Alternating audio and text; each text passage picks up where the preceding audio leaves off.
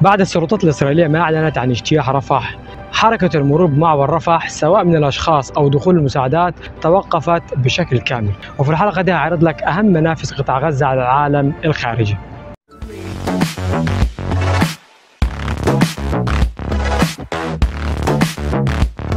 قطاع غزة محاط ب8 معابر حدودية، منهم 6 بتسيطر عليهم إسرائيل، واللي هم معبر المنطار ومعبر العودة ومعبر الشجاعية ومعبر القرارة، ودول مقفولين بشكل كامل.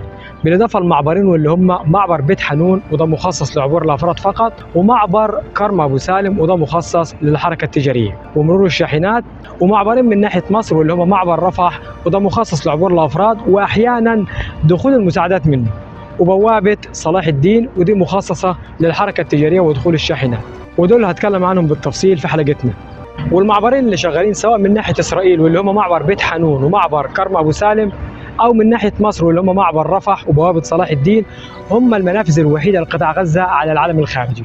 والسلطات الإسرائيلية بتفرض شروط صارمة على حركة المعابر، وبيخضع الاستيراد والتصدير اللي بيمر من خلال المعابر ما بين أسواق الضفة الغربية وقطاع غزة مع الخارج لقيود شديدة ومعقدة بتحكمها موافقات مزاجية وقرارات مفاجئة بمبررات ضعيفة من إسرائيل.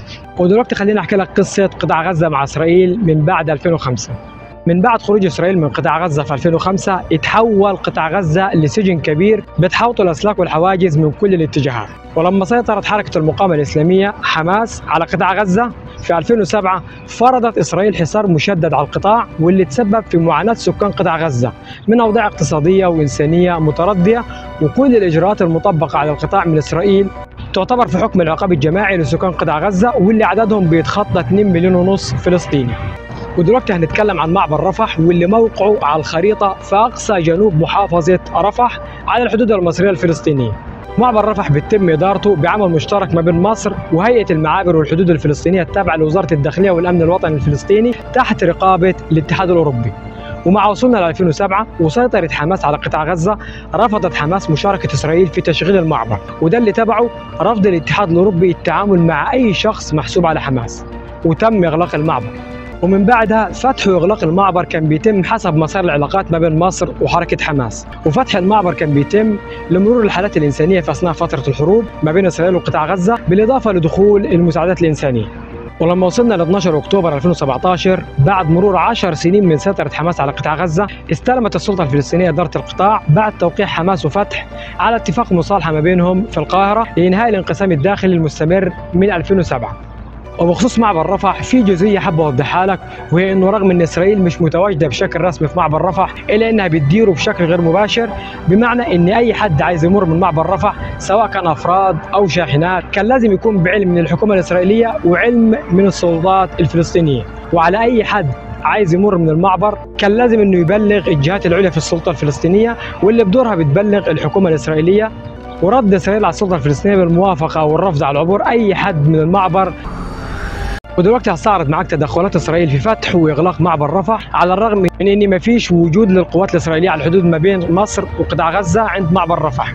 اسرائيل بتمارس عمليه سيطره على معبر رفح سواء بطريقه مباشره او غير مباشره. فمثلا في 7 سبتمبر 2005 اوقفت اسرائيل المرور بمعبر رفح بحجه التحضيرات العمليه لفك ارتباط اسرائيل بقطاع غزه. وفي 27 نوفمبر 2005 كان في اتفاقية تمت ما بين إسرائيل وقطاع غزة وهي اتفاقية المعابر، واللي من بعدها فتح معبر رفح كان بيتم بشكل جزئي من 4 ل 5 ساعات في اليوم لمدة 3 أسابيع في الشهر.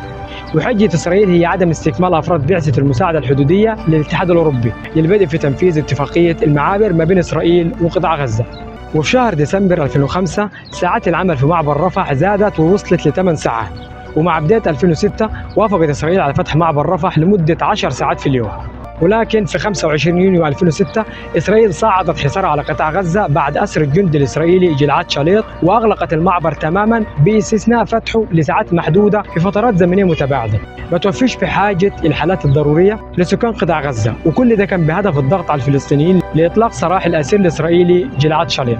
ولكن في 25 يونيو 2006 إسرائيل صعدت حصارها على قطاع غزة بعد أسر الجندي الإسرائيلي جلعاد شاليط، وأغلقت المعبر تماما باستثناء فتحه لساعات محدودة في فترات زمنية متباعدة ما توفيش بحاجة الحالات الضرورية لسكان قطاع غزة، وكل ده كان بهدف الضغط على الفلسطينيين لإطلاق سراح الأسير الإسرائيلي جلعاد شاليط. والمركز الفلسطيني لحقوق الإنسان كان عنده إحصائية لعدد إغلاقات معبر رفح في الفترة من 26 نوفمبر 2005 ل 31 ديسمبر 2006، واللي بلغ معاها عدد إغلاقات معبر رفح 159 يوم، وتم فتح المعبر فقط 31 يوم بشكل جزئي لساعات محدودة. ومن بداية 2007 ل 9 يناير 2008 تم إغلاق معبر رفح 308 يوم. ولكن في مايو 2018 أعادت مصر فتح معبر رفح، والمرور من معبر رفح وقتها كان 5 أيام في الأسبوع، وده بعد سنين من إغلاق معبر رفح بشكل شبه دائم. ودلوقتي هتكلم عن معبر كرم أبو سالم، وده موقعه في أقصى جنوب شرق قطاع غزة عند نقطة التقاء الحدود ما بين مصر وقطاع غزة وإسرائيل، وبتسيطر عليه إسرائيل بالتنسيق مع مصر بإشراف من اللجنة الرئاسية لإدخال البضائع التابعة للسلطة الفلسطينية على الحركة التجارية فيه. معبر كرم أبو سالم بيعتبر المنفذ الأساسي والرئيسي لمرور البضائع ما بين إسرائيل وقطاع غزة، وأحيانا بيتم مرور المساعدات منه ومرور بعض الفلسطينيين اللي بيتعذر مرورهم من معبر رفح. وبيمر من معبر كرم أبو سالم حوالي 60% من الحركة التجارية في قطاع غزة، لأنه بيمر من خلاله الشاحنات المحملة بالمنتجات الأساسية والمواد الخام للصناعة والمعدات الطبية والمنتجات الغذائية والمواشي والفواكه والوقود ومواد البناء.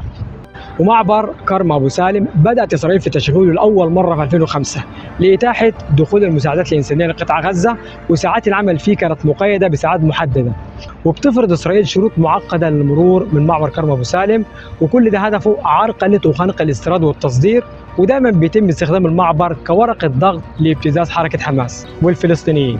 ومن أهم المضايقات اللي بيتعرض لها الفلسطينيين عند مرورهم بمعبر كرم أبو سالم هو تعمد تفريغ حمولة الشاحنات ثم إعادة تحميلها مرة ثانية، وده بدوره بيعرض البضاعة اللي في الشاحنات للتلف والهدر، رغم أن الحكومة الهولندية كانت تبرعت بجهاز فحص الأشعة السينية للحاويات. ولكن السلطات الإسرائيلية كانت بتعمل إيه؟ كانت بتقوم بعملية الفحص بالأشعة السينية للشاحنات، وبعدها بتفرض شرط ضروري وهو إفراغ الشاحنات للتفتيش اليدوي عشان تقدر تمر من المعبر، وده كله كان مجرد رخامة مش أكتر. وكل ده غير إخضاع الفلسطينيين عند مرورهم من المعبر لإجراءات معقدة وعمليات إذلال وإهانة وابتزاز. بعد ما تعرفنا على أهم المعابر اللي بتعتبر منافذ قطاع غزة على العالم الخارجي، خلينا نستعرض معاك أضرار إغلاق المعابر. إغلاق المعابر بيؤدي لسد طريق الحصول على الخدمات الطبية الغير متاحة في قطاع غزة، بالإضافة لهدر فرصة الدراسة الأكاديمية في الخارج أو في الضفة الغربية، وإلحاق أضرار جسيمة بالتجارة والأعمال، وتفريق متواصل ما بين أفراد العائلة على جانبي الحدود من معبر رفح، واللي بدوره بيعزز الإحساس بالاختناق والعزلة في القطاع وانعدام الفرص الحقيقية لمغادرة القطاع حتى في ظروف الخطر المحدث. ودي كانت أهم المعلومات اللي لازم تعرفها عن أهم المعابر والمنافذ اللي بتربط قطاع غزة بالعالم الخارجي. وفي النهاية أستودعكم الله، والسلام عليكم ورحمة الله وبركاته.